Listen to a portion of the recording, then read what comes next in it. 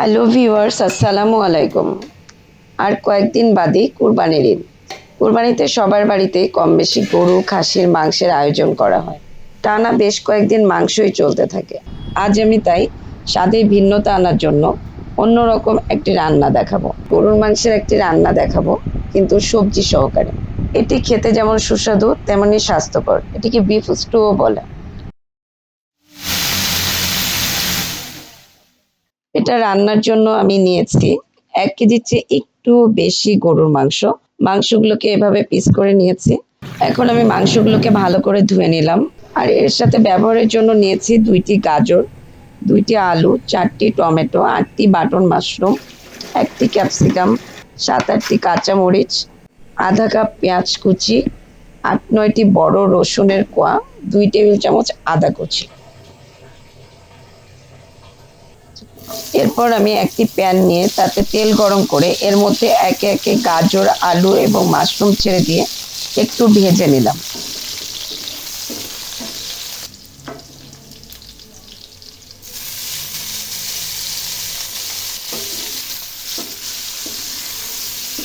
আজ আমি মাংস তাড়াতাড়ি সেদ্ধ হওয়ার জন্য প্রেসার কুকার ব্যবহার করছি। অন্য একটি চুলায় প্রেসার কুকার দিয়ে তাতে তেল দিয়েছি ৮ টেবিল চামচের মতো। তেল গরম হলে তাতে আমি আধা কাপ পেঁয়াজ কুচি, রসুনের কোয়া ও আদা কুচি দিয়ে ৪ মিনিটের মতো ভেজে নিয়ে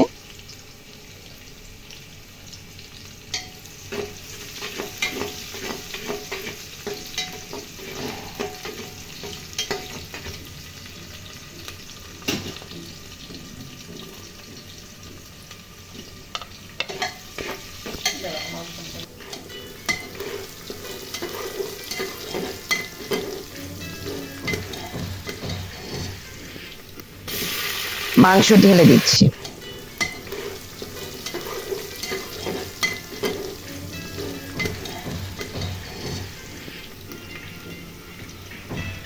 তারপর তাতে ২টি তেজপাতা, ২ টেবিল চামচ লবণ দিয়ে ভালো করে নেড়ে চেড়ে মিক্স করে নিচ্ছি।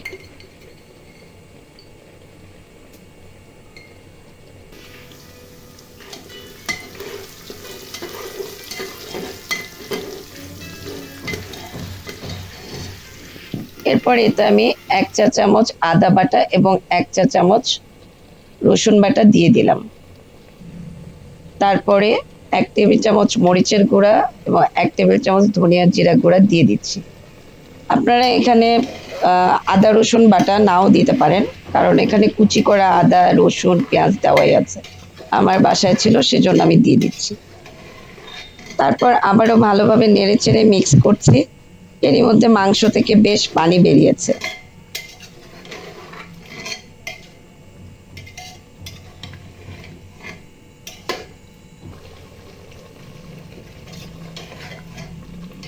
এরপর আমি কেটে রাখা টমেটোগুলো মাংসের মধ্যে দিয়ে নেড়ে চেড়ে ঢাকনা দিয়ে দিচ্ছি ১০ মিনিট কষানোর জন্য।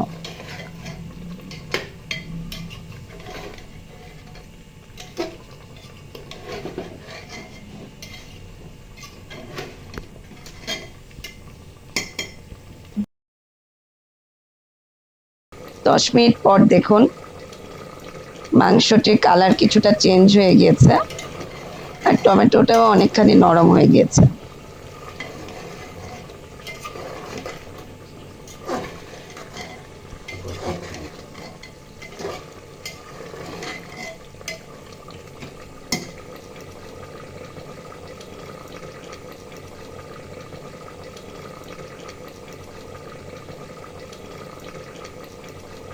আমার মাংস কষানো হলে এর মধ্যে আমি ১.৫ লিটারের মতো পানি দিয়ে দিচ্ছি।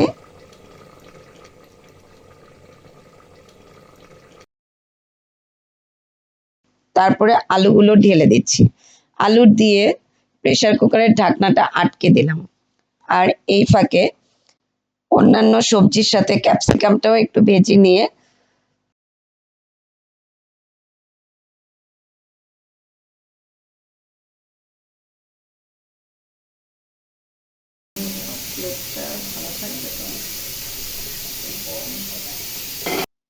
এরপর আমি ৭ থেকে ৮টি শীষ দিয়ে ঢাকনাটি খুলে ফেললাম। আমার মাংসটি এর মধ্যে সুসিদ্ধ হয়ে গিয়েছে।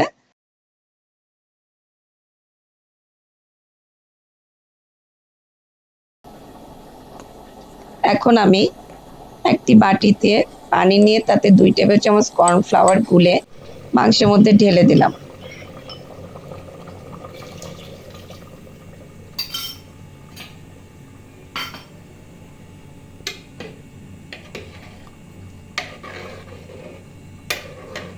সব সবজি এবং কাঁচামরিচগুলো মাংসের মধ্যে দিয়ে দিচ্ছি।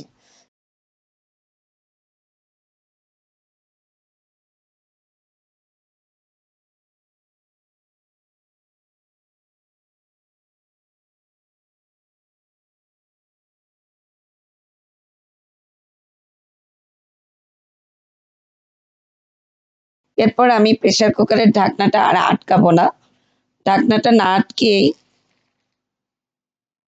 8 থেকে 10 মিনিটের মতো জ্বালিয়ে নিব।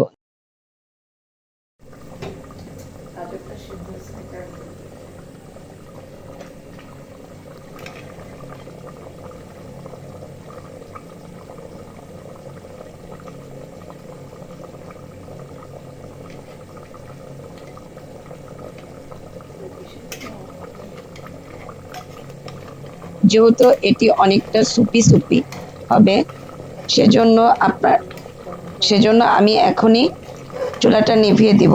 তার আগে আমি এখানে 1 টেবিল চামচ চিনি দিয়ে দিচ্ছি, তাতে স্বাদটা আরো মজার হবে।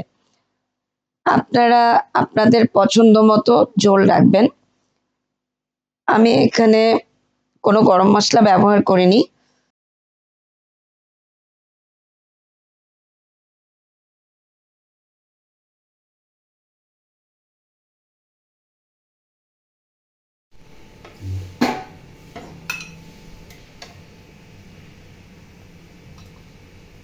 আর এই মাংস আপনারা সাদা ভাত, পোলাও অথবা যে কোনো ব্রেড অথবা বান দিয়ে ভিজিয়ে খেতে পারেন, অনেক মজার। একবার রান্না করে খেয়েই দেখুন কতটা টেস্টি। সবাই ভালো থাকবেন। আল্লাহ হাফেজ।